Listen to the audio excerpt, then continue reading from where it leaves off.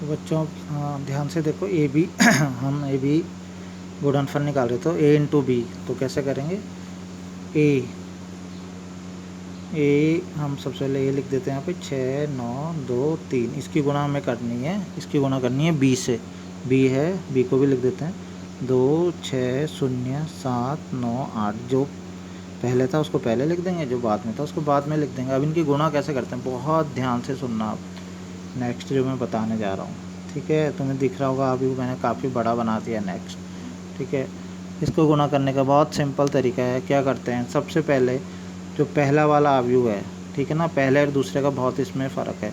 तो जो पहला वाला अवयव है उसकी क्या करते हैं, सबसे पहले एक पंक्ति ले लेते हैं, उस पंक्ति को फिक्स कर लेते हैं। मतलब पहली इसकी पंक्ति को फिक्स कर लिया कि इसकी पंक्ति, ये पहली पंक्ति ले ली इसकी, सबसे पहले इसकी पहली पंक्ति लेते हैं। इसके बाद क्या करते हैं, इसके बाद इसकी पहली पंक्ति की गुणा इसके पहले स्तंभ से करते हैं। इसकी पहली पंक्ति की गुणा पहले स्तंभ से करते हैं। पहली पंक्ति की गुणा पहले स्तंभ से करके जो हमें मिलेगा उसको हम यहाँ पे, इसका पहला अवयव आता है उसको इसका हम पहला अवयव लिख देते हैं। ठीक है? अब वो गुणा कैसे, तुम बोलोगे तो दो अवयव हैं, कैसे गुणा होगी? तो वो मैं समझा रहा हूँ कैसे गुणा करते हैं, कैसे जोड़ते हैं। ठीक है? तो कुल मिला के मोटा मोटा पहले ये समझना है कि इसकी पहली पंक्ति फिक्स कर लो, पहली। ठीक है? अभी जब तक पहली का काम पूरा नहीं होगा तब तक हम दूसरी में नहीं आएंगे। सबसे पहले पहली वाली पंक्ति और इसका पहला स्तंभ, और यहाँ पे हमें अवयव मिलेगा। फिर नेक्स्ट अवयव कैसे मिलेगा, पहली पंक्ति और अभी दूसरा स्तंभ, यहाँ पे हमें दूसरा अवयव मिल जाएगा। फिर पहली पंक्ति, अभी हमने पहली पंक्ति, तब तक हम छोड़ेंगे नहीं इस पहली पंक्ति को जब तक हम सारे स्तंभों से ना कर लें। पहली पंक्ति और फिर तीसरे स्तंभ, और फिर यहाँ पे, और जब हम पहली पंक्ति लेंगे तो यहाँ पे भी पहली पंक्ति ही चलती रहेगी। जब ये हम पहली पंक्ति फिक्स कर लेंगे तो जो अब अवयव हमें गुणा करने के बाद अवयव मिल रहा है उसमें भी पहली पंक्ति को नहीं छोड़ेंगे। ऐसे नहीं कि हम नीचे आ जाएंगे, नीचे तब तक नहीं आएंगे जब दूसरी पंक्ति में आएंगे तब हम दूसरी, यहाँ भी दूसरी पंक्ति में आ जाएंगे। ठीक है? तो हम क्या करेंगे, क्या बताया मैंने अभी, पहली पंक्ति है उसकी पहले स्तंभ से गुणा करनी कैसे, देखो बहुत आसान है। ये हो गया पहली पंक्ति, ये हो गया पहला स्तंभ। तो गुणा कैसे करनी है, इसके पहले अवयव की गुणा इसके पहले अवयव से करनी है। पहले तो 6 गुणा 2, पहले अवयव की गुणा पहले अवयव से, फिर बीच में चिन्ह लिखना है धन का, फिर दूसरे अवयव की गुणा इसके दूसरे अवयव से, 9 गुणा 7। तो इस तरीके से करना। मान लो इसकी पंक्ति में मान लो 3 होते, 3 अवयव होते, 6 9 और 4 होता। ऐसी स्तंभ में भी 3 होते, 2 7 और 8 होने ही थे, पंक्ति और स्तंभ तो बराबर ही। ठीक है? तो अगर इस तरीके से होते, ठीक है, तो उसके बाद 6 गुणा 2 धन, 9 गुणा 7 धन, यहाँ पे मान लो 4 होता, 4 गुणा जो भी संख्या यहाँ होती 6। तो इस तरीके से हमें पहला अवयव तब मिलता। ठीक है? ये चीज़ बहुत ध्यान से रखना कि ये पूरा हमको जो मिला है ये पहला अवयव मिला है, एक पूरा पहला अवयव इस अवयव का, इसीलिए मैंने ये बड़ा बनाया था। अभी भी देखो थोड़ा सा अभी भी छोटा ही बन गया, ये ध्यान से देखोगे तो। ठीक है? इसके बाद नेक्स्ट है, अभी हमें ये पहला अवयव मिल गया, अब हम दूसरा अवयव, पहली पंक्ति का पहला अवयव मिल गया, पहली पंक्ति का अब दूसरा अवयव वो हम लेंगे। तो उसके लिए क्या करना है, अभी मैंने बोला था पंक्ति अभी फिक्स ही रखेंगे। अब इस पंक्ति की गुणा इस दूसरे स्तंभ से इस बार अब करेंगे। अब पंक्ति की गुणा दूसरे वाले स्तंभ से करेंगे, ये दूसरा स्तंभ आ गया। ठीक है? तो दूसरे स्तंभ से कैसे करेंगे, फिर से सेम ऐसे ही, कैसे, 6 गुणा इसके पहले वाले की गुणा पहले वाले से, 6 गुणा 6 प्लस 9 की गुणा 9 से, तो 9 गुणा 9 ये हो गया। ठीक है? ये थोड़ा सा जैसा कि मैंने बताया ये नहीं बन पाया उतना, इसको मैं थोड़ा सा और बड़ा कर लेता हूँ, ये देखो। ठीक है? इसके बाद हम इसको लिख लेंगे। नेक्स्ट क्या होगा, पहली पंक्ति की अब किससे करेंगे, तीसरे वाले से, तीसरे स्तंभ से करेंगे। तो 6 की गुणा किससे हो जाएगी, 6 की गुणा 0 से, और धन 9 की गुणा किससे हो जाएगी, 8 से, तो 9 गुणा 8। ठीक है? तो 9 गुणा 8। तो अब हमने देखा पहली पंक्ति की हमने पहले स्तंभ से करी, पहला अवयव मिला। पहली पंक्ति की दूसरे स्तंभ से करी, हमें पहली पंक्ति का दूसरा अवयव भी मिल गया। पहली पंक्ति की हम तीसरे से करेंगे तो हमें तीसरा भी मिल गया। तो अब जैसे ही पहली पंक्ति का हमने तीनों से कर लिया तो पहली पंक्ति का काम यहाँ पे ख़त्म हो गया। अब कौन सी पंक्ति का काम शुरू होगा, दूसरी पंक्ति का काम शुरू होगा। लेकिन जैसे ही दूसरी पंक्ति का काम शुरू होगा ऐसे ही हम यहाँ पे भी हम दूसरी पंक्ति में आ जाएंगे। ठीक है? तो ऐसे ही हम यहाँ भी दूसरी पंक्ति में वही काम हम रिपीट करेंगे। फिर इस बार दूसरी पंक्ति से पहले स्तंभ की गुणा, दूसरी पंक्ति से दूसरे स्तंभ की गुणा, दूसरी पंक्ति, तो दूसरी पंक्ति से हम पहले स्तंभ की गुणा करेंगे तो देखो क्या हो जाएगा, 2 गुणा 2 प्लस 3 गुना 7, ये हमको यहाँ पे पहला अवयव मिल गया दूसरी पंक्ति का।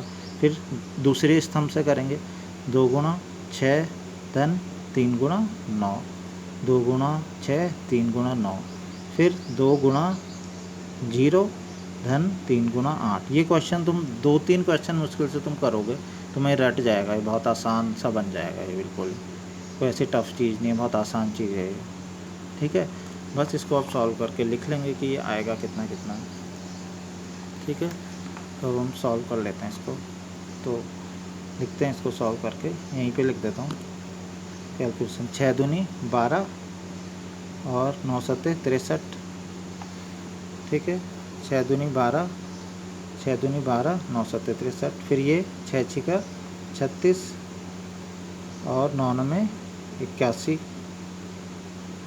ठीक है, नेक्स्ट ये 6 गुना 0 6, 0 और नॉट है 72, तो कितना हो जाएगा 72, 0 प्लस 72। ठीक है, नेक्स्ट हो जाएगा 2 दूनी 4 और 7 तियाँ 21, 2 दूनी 4 और 3 सत्ते 21। नेक्स्ट हो जाएगा 2 छिके 12, 3 में 27 और नेक्स्ट हो जाएगा 2 की गुना 0 से 0 और 3 अट्ठे 24। ठीक है, ये हो गया।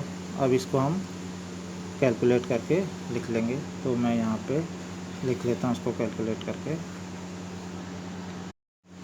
तो ये कैलकुलेट करके ये आ जाएगा 75, 117, 72, 25, 39, 24। तो अगर हम इसकी कोटि देखें तो ये हमारा आंसर आ गया। अगर इसकी कोटि ए बी आ गया, इसकी कोटि देखें कितनी आएगी, कितनी पंक्तियाँ हैं, 2 पंक्तियाँ, स्तंभ कितने 3, तो 2 × 3 आई ना। अभी हमने क्या कहा था कितनी आएगी इसकी कोटि, तो देखो हमने कहा था ये 2 × 2 का है, 2 × 3 का है, तो जो नया अवयव मिलेगा उसकी कोटि कितनी होगी, तो ये मैंने बताया था 2 × 3 नया अवयव की कोटि मिलती है। जो इसका पहला वाला है, इसका लास्ट वाला है, उसको मिला के लिख दो 2 × 3, सेम वही मिला हमें 2 × 3 कोटि का ये हमें अवयव मिल गया है। तो ये समझ में आ गया होगा सबको। मैं अभी मल्टीप्लाई तो आते ही रहेंगे, तो और ये समझ में आ जाएगा। नेक्स्ट है उदाहरण 13। उदाहरण 13 देख लेते हैं। अब ये लगभग इसी टाइप के मतलब अब सारे के सारे आगे क्वेश्चन अवयवों के गुणन से, बस जो मैंने आज बताया ना कि आप 2 अवयवों के आपस में गुणा कैसे करते हैं, बस उसी से रिलेटेड सारे के सारे क्वेश्चन हैं। ठीक है, तो थोड़ा थोड़ा मैं बताता रहूँगा, थोड़े में मैं हिंट दूंगा, वो क्वेश्चन तुम खुद ही कर लोगे, क्योंकि मैं गुणन तो बता ही चुका हूँ, लेकिन 1-2 क्वेश्चन और करेंगे तो उससे और क्लियर हो जाएगा। देखो जैसे ये अगला वाला जो क्वेश्चन है उसमें एक अवयव ए दे रखा है और एक अवयव बी दे रखा है। ठीक है, उदाहरण है ये, उदाहरण नंबर 13 है ये। ठीक है, इसमें 2 अवयव दे रखे हैं और कहा है कि ए बी भी निकालो। ठीक है, और साथ में कहा है कि बी ए भी निकालो। ज़रूरी नहीं है कि ए बी और बी ए निकलें। ठीक है, कभी कभी किसी क्वेश्चन में ऐसा भी हो जाता है कि ए × बी तो निकल जाता है, बी × ए निकल ही नहीं पाता। क्यों नहीं निकल पाता होगा, मैंने तुम्हें बताया ना कि गुणा 2 अवयवों की गुणा तभी हो सकती है जब उनकी कोटियों में क्या होता है, ये पहले की स्तंभ और दूसरे की पंक्तियाँ क्या हो, समान, मतलब वो बीच वाला पोर्शन समान। तो कई बार क्या होता है, जब जैसे मान लो हमने लिखा एक है 2 × 3 है, दूसरा 3 × 4 है, तो अगर हम पहले वाले की गुणा दूसरे से करें तब तो गुणा हो जा रही है ना। लेकिन अब मैं 3 × 4 को पहले लिख देता हूँ और 2 × 3 को बाद में लिख देता हूँ। ये पहले लिख दिया और ये बाद में लिख दिया। अब गुणा देखो अब हो सकती है, तो गुणा ही नहीं हो सकती। ठीक है, तो कभी कभी तो किसी केस में है कि ए × बी तो हो जाता है, बी × हम निकाल ही नहीं सकते। फिलहाल इस क्वेश्चन में ऐसा नहीं है, इस क्वेश्चन में ए × बी भी निकल पाएगा।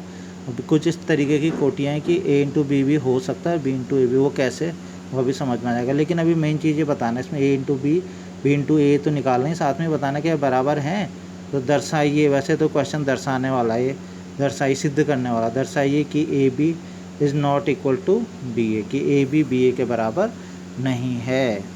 ठीक है, ये बताना है इसके बराबर ही नहीं है। तो पहले निकाल लेते हैं, देखो ए × बी निकाल लेते हैं।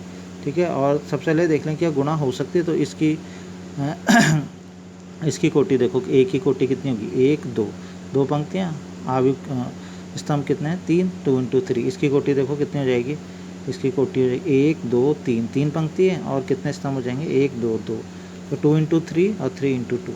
तो इसकी गुणा की बात करें तो 2 × 3 है पहले वाले का और इसका है 3 × 2, इन दोनों के आपस में गुणा करनी है तो गुणा हो सकती है बिल्कुल। और जो नया अवयव मिलेगा वो 2 × 2 का अवयव हमें मिल जाएगा। ठीक है, तो गुणा करके देख लेते हैं। वैसे मैंने अभी बताया था, लेकिन एक और बार मैं बताता हूँ तो इससे और हमको क्लियर होगा थोड़ा सा। और हमें प्रैक्टिस हो जाएगी। ठीक है, तुम करोगे तो और अच्छे से प्रैक्टिस होगी, आसान होता है, कोई टफ नहीं है। ठीक है, तो जैसा कि मैंने बताया था उस तरीके से इसको अब हम करेंगे। ठीक है, तो करो।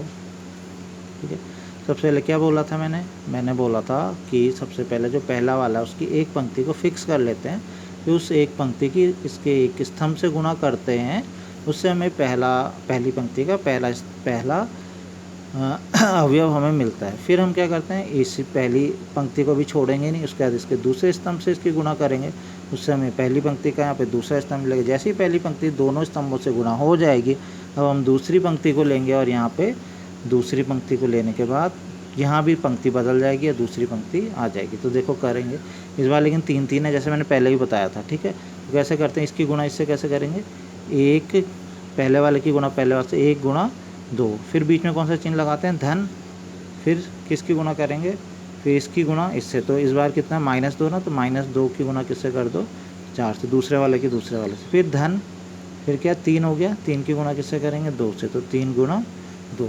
तो ये समझ में आ गया होगा, पहले पंक्ति की गुणा पहले स्तंभ से कर देंगे, तो ये पहला अवयव मिल गया। अब थोड़ा सा जगह बना के थोड़ा सा हम लिखेंगे। अभी ये फिर से मैंने क्या कर लिया है, थोड़ा सा अंदाज़ा नहीं आ पा रहा, तो बार बार ये जगह की कमी हो जा रही है। ठीक है, तुम लोग चाहे तो इसको बाद में बना सकते हो, पहले इसको कर लो, उसके बाद मिटा, बार बार ये काटना ना पड़े, तो इसके लिए इसको पहले लिख लो और उसके बाद तब ये कर लो। ठीक है, तो अब मैं गुणा कर लेता हूँ, पहली पंक्ति की दूसरे स्तंभ से गुणा कर लेता हूँ। तो 1 की गुणा किससे होगी, 3 से, धन किसकी, -2 की गुणा किससे होगी, 5 से। ठीक है, और नेक्स्ट हो जाएगा 3 की गुणा किससे हो जाएगी, 1 से, 3 की गुणा 1 से।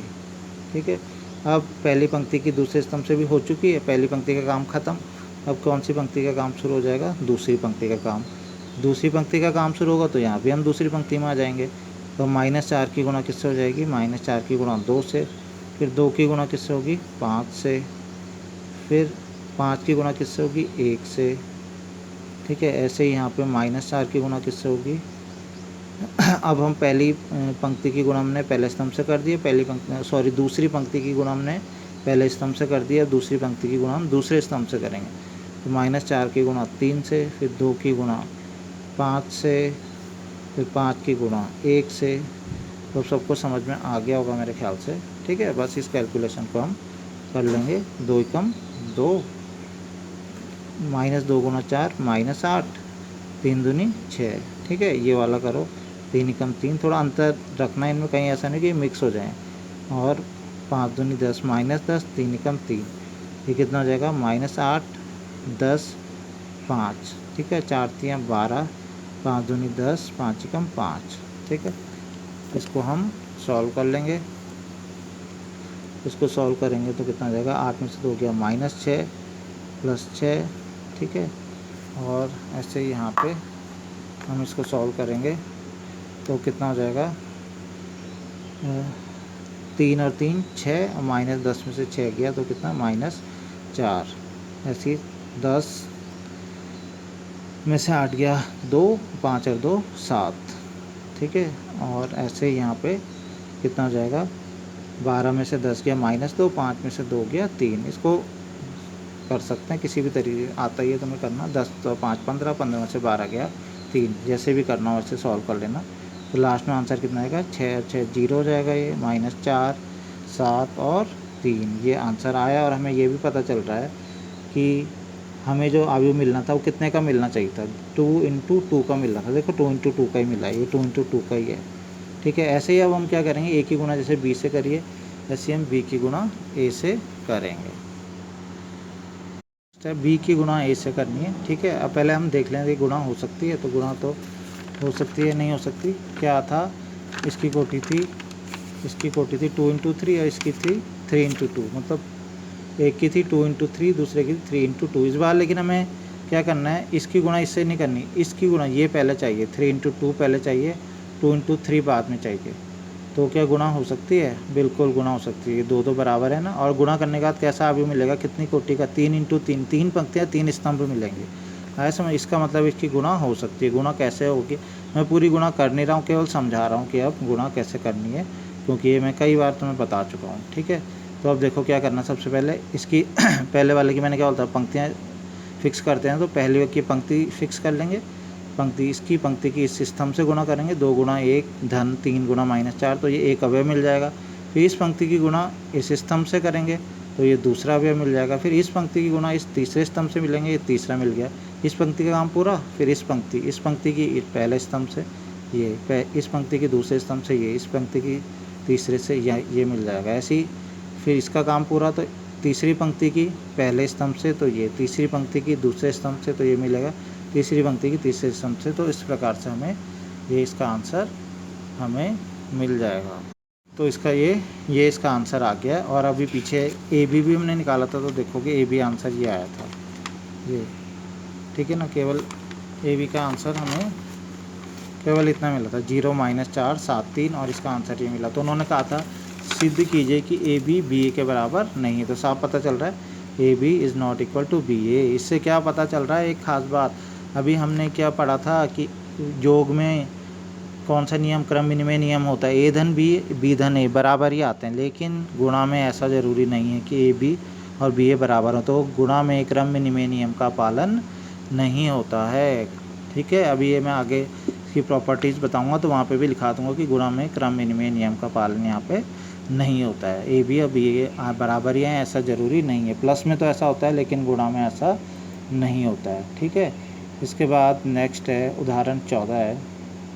ठीक है, तो उदाहरण 14 में बताना है, उदाहरण 14 भी ऐसा ही है। इसमें कुछ क्लियर लिख ही नहीं रखा कि करना क्या है, क्वेश्चन ही नहीं दे रखा। उदाहरण 14 की ए बराबर दे रखा है, बी बराबर दे रखा है, ए बी बराबर दिया है, बी ए बराबर भी दे दिया, और लिखा है कि ए बी और बी ए के बराबर है ही नहीं। क्वेश्चन कुछ पूछा ही नहीं है, बस सीधा लिख दिया कि अवयव गुणन क्रम विनिमय नहीं होता, इसमें कुछ पूछा ही नहीं है। ठीक है, पूछते भी अगर ए बी दे देते, मान लो, और तुमसे कहते कि ए बी और बी ए निकाल के बताओ कि ये दोनों बराबर नहीं है, तो सेम ऐसा ही क्वेश्चन ये हो जाता। ठीक है, तो ये हो गया। इसके बाद नेक्स्ट देखते हैं हम, नेक्स्ट क्वेश्चन कौन सा है। नेक्स्ट है उदाहरण 15। तो उदाहरण 15 में क्या है, उदाहरण 15 देखो, बुक तो मैंने उसमें PDF फाइल में भेज दिया, उसको देख लेना। ठीक है, उससे देख लेना। उदाहरण 15 क्या है, उदाहरण 15 भी खुद कर लेना, उदाहरण 15। ठीक है, ये भी स्वयं कीजिए, और क्वेश्चन क्या है ये भी स्वयं देखिए। ठीक है, बहुत सिंपल है। इसमें दे रखा उदाहरण 15 में ए बराबर दे रखा है, बी बराबर भी दे रखा है, और ए बी का मान ज्ञात कीजिए, छोटे छोटे अवयव 2 दे रखे हैं। ठीक है, तो इजीली ये हो जाएगा।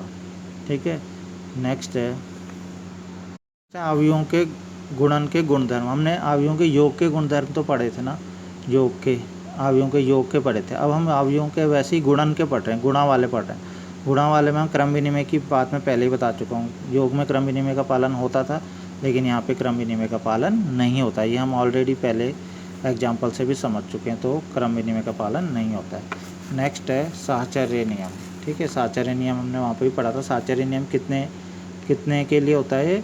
साहचर्य नियम होता है 3 अगर संख्याएं हों या 3 अवयव, अगर अभी यहाँ अवयव पढ़ रहे हैं ना, 3 अवयव, तो 3 अवयव की गुणा करनी तो कैसे करेंगे, एक तो ये ऐसे ही तो करेंगे, या तो ए की गुणा बी से करेंगे, फिर सी से करेंगे, या फिर बी की गुणा सी से। तो मैं बता दूं यहाँ पे साहचर्य नियम का पालन यहाँ पे होता है, लगता है। ठीक है ना, होता है ये साहचर्य नियम। ठीक है, लेकिन तभी लगता है जब परिभाषित, मतलब ऐसा होना भी चाहिए कि ए की गुणा बी से हो सकती हो। ठीक है, और जो आए उसकी गुणा सी से हो सकती हो। ऐसे ही बी की गुणा सी से हो सकती हो। ठीक है, बी की गुणा सी से हो सकती है। जब ऐसा सब कुछ संभव है कि बी की गुणा सी से हो सकती है, ए की गुणा, ये सब अगर पॉसिबल है, तो बिल्कुल इनका मान हमेशा बराबर ही आएगा। ठीक है, अगर ऐसा पॉसिबल है, इस तरीके का अवयव है, तो ये बराबर है। ए की गुणा बी से करो, फिर सी से करो, या फिर बी की गुणा सी से और ए से कर दो, तो बराबर ही आएंगे। ठीक है, साहचर्य नियम इसमें लागू होता है। वितरण नियम, देखो वितरण नियम में प्लस और इनटू दोनों साथ में चलते हैं, ध्यान रखना। पहले भी मैंने वितरण नियम कई बार बताया हुआ। अभी हम पढ़ तो गुणन के नियम रहे हैं ना, लेकिन इसमें साथ में योग का भी नियम आ जाएगा। देखो 3 अवयव अगर इस तरीके से ए गुणा बी धन सी है, तो हम इसको ऐसे लिख सकते हैं, ए गुणा बी धन ए गुणा सी। ये नॉर्मल संख्याओं में भी होता ही है, तो ये अवयवों में होता है, सही है ये। ठीक है, ये नियम लगता है। ऐसे ही अगर ए धन बी हो और उसकी गुणा सी से, ऐसे ही इसी टाइप का ये भी, सी की गुणा ए से होगी ना, तो ए इंटू सी तो ये इसमें प्लस भी है और इनटू भी है, ठीक है। इसे वितरण नियम बोलते हैं। तो इस टाइप का ये नियम भी इसमें होता है, लगता है इसमें, ठीक है ना। वितरण नियम लागू होता है इसमें। नेक्स्ट डी इसमें है गुणन के तत्समक का अस्तित्व। गुणन के तत्समक, अभी हमने योग का तत्समक पढ़ा था, याद होगा। योग का तत्समक कौन सा अवयव होता था? शून्य अवयव योग का तत्समक होता था।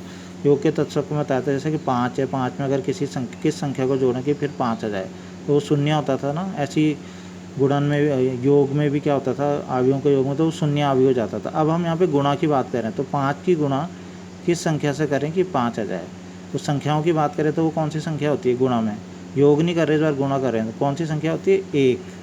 एक संख्या होती है, ठीक है। तो एक गुणा में तत्समक होता है ना, ठीक है। लेकिन अभी तो हम अवयव पढ़ रहे हैं, तो अवयव में तो कुछ ऐसा अवयव हमने पढ़ा नहीं कि एक एक एक एक एक सब वाला, ठीक है। लेकिन अवयव में गुणन के तत्समक का अस्तित्व होता है बिल्कुल, ठीक है। तो वो अवयव कौन सा होता है? वो अवयव मैंने देखो एक अवयव बताया था तत्समक अवयव आई।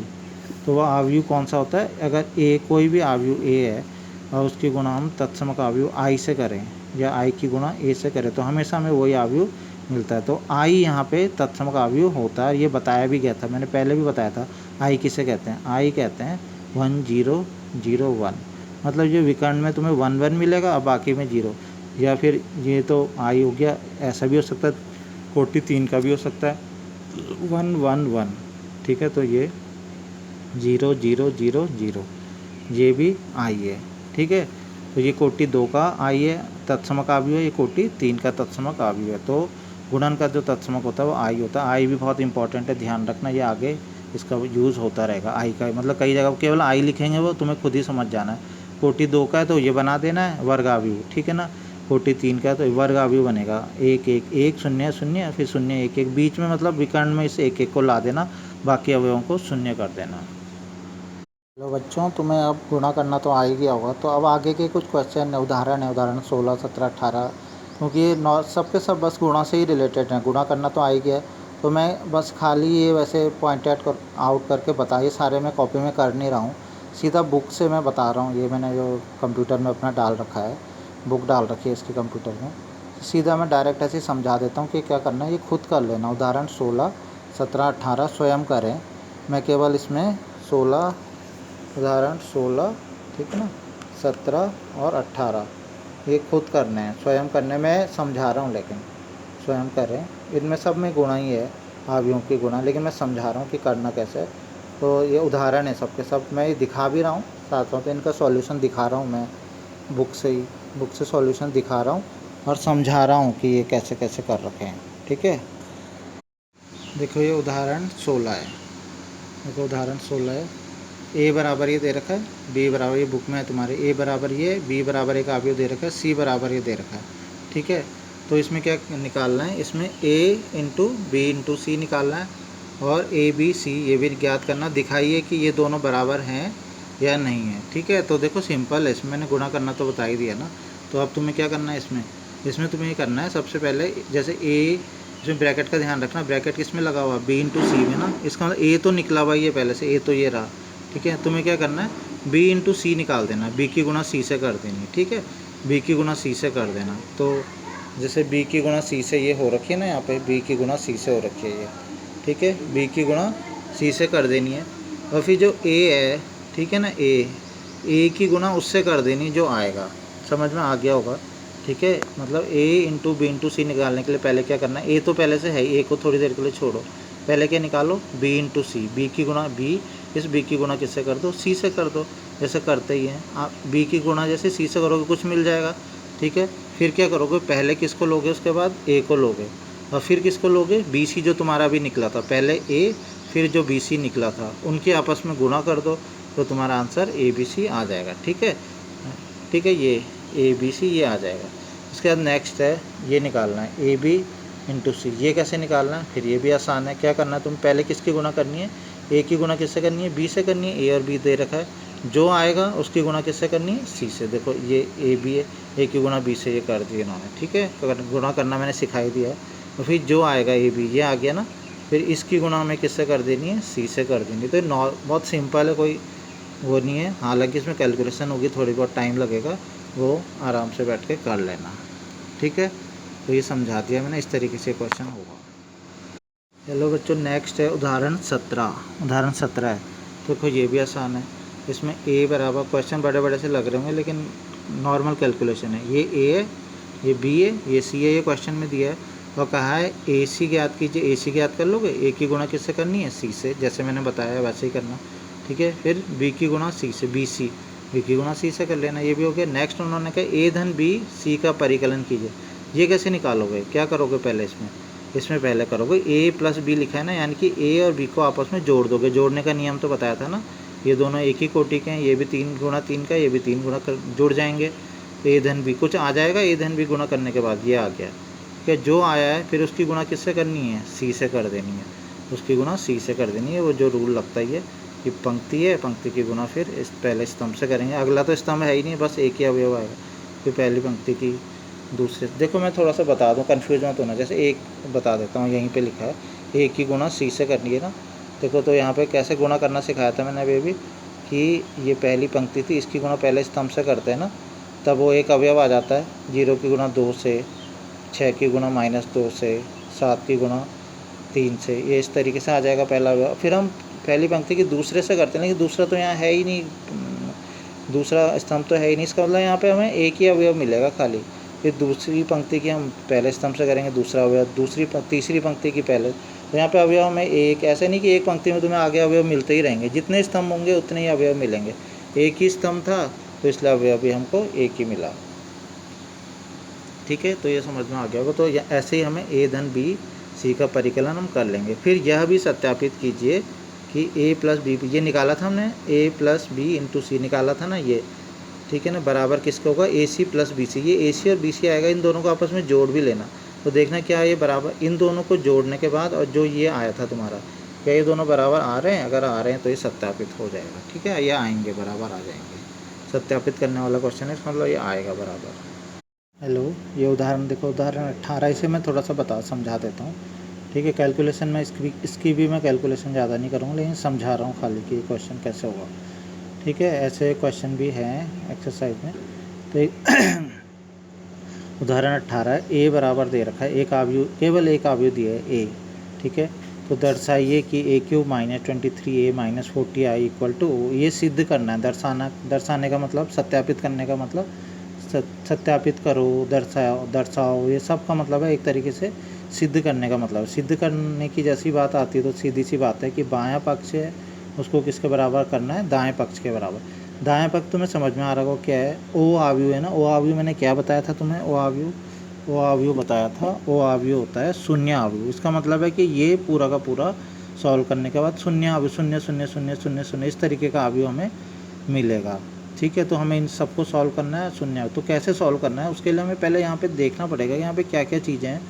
तो वो हमें यहाँ पे रख के उसके बाद बाएं पक्ष में वो चीज़ें रखनी है। तो सीधा इस क्वेश्चन की खास बात है कि लेफ्ट हैंड साइड में सीधा वैल्यू नहीं रखेंगे, पहले उनको अलग से निकाला जाता है। देखो जैसे हम वैल्यूज़ कौन कौन सी रख सकते हैं सीधा, ए की वैल्यू रख सकते हैं, बिल्कुल रख सकते हैं, -23 इंटू ए हम यहाँ से उठा के और यहाँ पे रख सकते हैं, वो तो कोई दिक्कत नहीं है। अगर हम बायां पक्ष लिखेंगे जब बाद में तो ए की वैल्यू रख सकते हैं। ठीक है, नेक्स्ट है आई की वैल्यू, तो आई की वैल्यू रख सकते हैं। हाँ, आई की भी मैंने तुम्हें बताया था, आई आएगा कई बार और वो लिखा कुछ भी नहीं होगा कि आई क्या है। तो ये मत सोचना कि यहाँ तो ए दिया है, आई तो दिया ही नहीं, अब क्वेश्चन को छोड़ देते हैं। नहीं, तुम देखोगे ए कितनी कोटि का? कोटि 3 का है ना, तो आई भी तुम्हें खुद से लेना है। आई तुम्हें खुद से लेना है, और आई भी कितनी कोटि का लोगे? कोटि 3 का ही लोगे आई भी, क्योंकि जब ये जोड़ रहे हैं, घटा रहे हैं आपस में, उसी कोटि के तो जुड़ते घटते हैं, एक ही कोटि के। तो जुड़ना घटने में एक ही कोटि होनी चाहिए ना, इसलिए आई भी कौन सी कोटि का लेंगे? 3 कोटि का आई, ये खुद से ही ले लेंगे, ये ध्यान रखना। ठीक है ना, ये 0 है, 0। ठीक है, तो आई खुद से ही ले लेंगे, ये कोटि 3 का आई हम खुद से ले लेंगे। तो ऐसा नहीं कि आई हमें पता नहीं था। और ओ तो क्या होता है? 0 0 0, यही सिद्ध करना है, ये 0 0 0 0 0 0। ठीक है ना, ये इस तरीके से आ जाएगा, 0 0 0 सारे शून्य हो जाएंगे, वो तो लास्ट में खुद ही मिल जाएगा। ठीक है ना, तो हमें फ़िलहाल तो हम देखेंगे तो ए की वैल्यू हम आराम से यहाँ पे रख सकते हैं, आई की वैल्यू भी हम रख सकते हैं यहाँ पे। ठीक है, बस हम लेकिन ए क्यूब की वैल्यू कैसे रख दें सीधा, तो इसके लिए हम पहले अभी इसको बाएं पक्ष में सीधा वैल्यू नहीं रखेंगे, पहले हम ए क्यूब निकालने की कोशिश करेंगे। लेकिन ए क्यूब कैसे निकालें? ए क्यूब का मतलब क्या हुआ? ए क्यूब का क्या मतलब हुआ? ए क्यूब मतलब ए की गुणा कितनी बार करनी होगी हमें? ए गुणा ए गुणा ए की गुणा कितनी बार? 3 बार। ठीक है। लेकिन हम सीधा 3 बार कैसे करें, तो 3 बार में करने के लिए हमें पहले क्या करनी पड़ेगी, गुणा कितनी बार करनी पड़ेगी, 2 बार करनी पड़ेगी, यानी कि ए स्क्वायर। ठीक है, हमें क्या चाहिए, 2 बार गुणा। फिर जो 2 बार गुणा करके आएगा फिर उसकी गुणा, तो हमें क्या करना है, ये एक साथ कुछ भी नहीं करना। पहले हाँ तुम क्या निकाल लो, पहले ए स्क्वायर निकाल लो, मतलब पहले ए की गुणा ए से कर लो। ए तो तुम्हें पता है, ए गुणा ये ए दे रखा है, ठीक है ना, 4 2 1 ये ए, फिर से यही ए की गुणा ए से ही करनी है ना, 3 - 2 1 4 2 1 ये आ गया ना, ये ए की गुणा ए से, तो ए स्क्वायर ए की गुणा ए से। तो जो ये इसका आंसर आएगा ये निकालना मैंने सिखाई दिया कि कैसे करते हैं, तो ये खुद से इसको सॉल्व कर लेना, ठीक है ना। तो खुद से इसको हम सॉल्व कर लेंगे, मैं डायरेक्ट ही लिख रहा हूँ इसकी वैल्यू, तो बुक में भी ये डायरेक्ट ही लिखी है, उन्होंने सॉल्व नहीं करी है, तुम इसे खुद से सॉल्व कर लोगे, ठीक है। बुक में भी डायरेक्ट लिखा है, बुक में भी उन्होंने बिना सॉल्व किए कर लिया, ठीक है। कैसे होगा, 1 × 1 2 × 3 3 × 4 ऐसे समझा दिया है पहले। ए स्क्वायर ये आ गया, लेकिन हमें तो क्या निकालना है, हमें तो निकालना है ए क्यूब। तो ए क्यूब कैसे आएगा, ए क्यूब के लिए हमें क्या करना पड़ेगा, ए स्क्वायर की गुणा, अब जो आया है इसकी गुणा फिर से किससे करनी पड़ेगी, कुल मिला के ए क्यूब निकलेगा ए की गुणा 3 बार करने से। ए स्क्वायर में हमने ए की गुणा ए से कितनी बार करी, 2 बार। अब हमें इसकी जो आया है, ठीक है ना, जो ये आया था 19 4 8 1 12 8, इसकी गुणा एक और बार कर दो, ठीक है ना, इसकी गुणा एक और बार कर दो ए से, ठीक है, 1 2 3 3। तो ये मैं तुम्हें मेनली समझाना चाहता था कि ए क्यूब कैसे निकालोगे, ठीक है। ए क्यूब कैसे निकालोगे, ए क्यूब निकालने के लिए पहले ए क्यूब का मतलब ए की गुणा 3 बार करनी है, तो पहले 2 बार कर लो, ए की गुणा ए से कर लो, एक बार आ गया, जो आया उसकी गुणा फिर से ए से कर दो, तो इस प्रकार से हमें ए क्यूब मिल जाएगा। तो ए क्यूब हमें जैसे मान लो ये जो मिला है, मैं डायरेक्ट लिख देता हूँ, 63 46 69 69 -6 23 92 46 63, ठीक है। तो ये इस तरीके से मिल गया, ठीक है, ए क्यूब। अब हमें ए क्यूब भी मिल गया, अब हमें सारी चीज़ें मिल रखी हैं, तो अब हम यहाँ पे वैल्यू, अगर हम लेफ़्ट हैंड साइड देखें तो अब हम वैल्यू पुट कर सकते हैं, लेफ़्ट हैंड साइड बाएं पक्ष, ठीक है। तो बाएं पक्ष में अब हम वैल्यू रख सकते हैं, बाएं पक्ष में लेफ़्ट हैंड साइड क्या है, ए क्यूब -23a -40i, ये है ना बाएं पक्ष। बाएं पक्ष को हल करते जाना है, किसके बराबर सिद्ध करते जाना, दाएं। ये सत्यापित दर्शाने वाला क्वेश्चन है ना, इसे मतलब सिद्ध करने वाला क्वेश्चन है। ए क्यूब का मान हमने निकाल दिया, ठीक है, तो ए क्यूब का मान हमने जो निकाला था उसे हम यहाँ पे रख देंगे, ठीक है। 69 ये समझा रहा हूँ, तुम इससे पूरा ढंग से इसको निकालोगे, ठीक है। 46 63, ठीक है। नेक्स्ट है -23a, ए की वैल्यू तो हमें पता है, ये क्वेश्चन में तो दे रखी है, 1 2 3 3 -2 1 4 2 1, ठीक है। -40i, आई की वैल्यू भी हमको क्या है पता है, 10, क्वेश्चन में तो नहीं दे रखी, लेकिन हमें ये पता होनी चाहिए कि आई की वैल्यू कितनी होती है। ये हो गया बस। अब हमें क्या करना है, अब तुम इसे खुद से सॉल्व करोगे, ठीक है। ये हो गया माइनस, तुम्हें क्या करना है, मैंने तुम्हें बताया था गुणा कैसे करते हैं। गुणा 23 की गुणा अंदर सारे अवयवों से करेंगे, एक एक करके, 23 एकम 23 23 दूनी 46 ऐसे करके गुणा करेंगे 69, ठीक है। ऐसे ऐसे करके तुम यहाँ पे खुद से ही इसको गुणा करोगे तो ये मिल जाएगा। ऐसे ही 40 की गुणा भी करोगे, 40 की गुणा 1 से करोगे, 40 0 0 0 40 0 0 0 40 ऐसे करके मिल गया, ठीक है। इसके बाद आगे इसको कैसे सॉल्व करेंगे, ठीक है। इसको सॉल्व तुम ऐसे कर सकते हो कि पहले ऐसा करो, पहले केवल इन दोनों को सॉल्व कर दो, ठीक है पहले। और ये बीच में कौन सा चिन्ह है, माइनस का ना, इसका मतलब इसके इससे इसको अवयव को क्या करना है, घटाना है, फिर इससे इसको घटाना है, इन दोनों मतलब इससे इसको घटा दो, घटा दोगे तो कुछ मिल जाएगा। इन दोनों को सॉल्व करके ये मिल जाएगा ना, इसमें से इसको घटाओगे तो ये मिल जाएगा। और माइनस यहाँ पे ये तो है ही तुम्हारे पास 40 0 0 वाला, ठीक है। फिर इसमें से भी तुम इसको घटा दोगे, मतलब पहले इसमें से इसको घटाना, फिर इसमें से इसको घटाना, तो लास्ट में तुम्हें आंसर मिल जाएगा। आंसर कितना मिलेगा, आंसर मिलेगा 0 0 0। ये खुद से तुम्हें ये स्वयं करना है, पूरा क्वेश्चन स्वयं करो, ठीक है। ये मैंने समझा दिया है, तो मेरे ख्याल से काफ़ी होगा इतना। तो मैं होमवर्क बता रहा हूँ, और ये तो करने ही क्वेश्चन, होमवर्क प्रश्नावली के भी कुछ क्वेश्चन है जो होमवर्क हैं। होमवर्क में एक तो ये तो है कि जो उदाहरण ये इनकम्प्लीट जो भी मैंने यहाँ पे किए हैं, इसको पूरा कंप्लीट खुद से ही सॉल्व करके ये उदाहरण सारे करने। एक तो ये होमवर्क है स्वयं का, क्योंकि मैंने ज़्यादातर क्वेश्चन में लिखा है स्वयं करो। दूसरा होमवर्क में प्रश्नावली 3/2 के प्रश्न नंबर 1 का मैंने 2 छोड़े थे ना, चौथा और पाँचवा, क्योंकि वो गुणा वाले थे तो वो कर लेना। प्रश्न नंबर 3 छोड़ा था क्योंकि वो गुणा का था, सारा गुणा मैंने सिखा दिया, 2 अवयवों का गुणा। और प्रश्न नंबर करना है 14, 15 और 16। 14 के दोनों पार्ट करने, तो 15 और 16 ये क्वेश्चन करने, ये होमवर्क है, तो ये सभी कर लेंगे।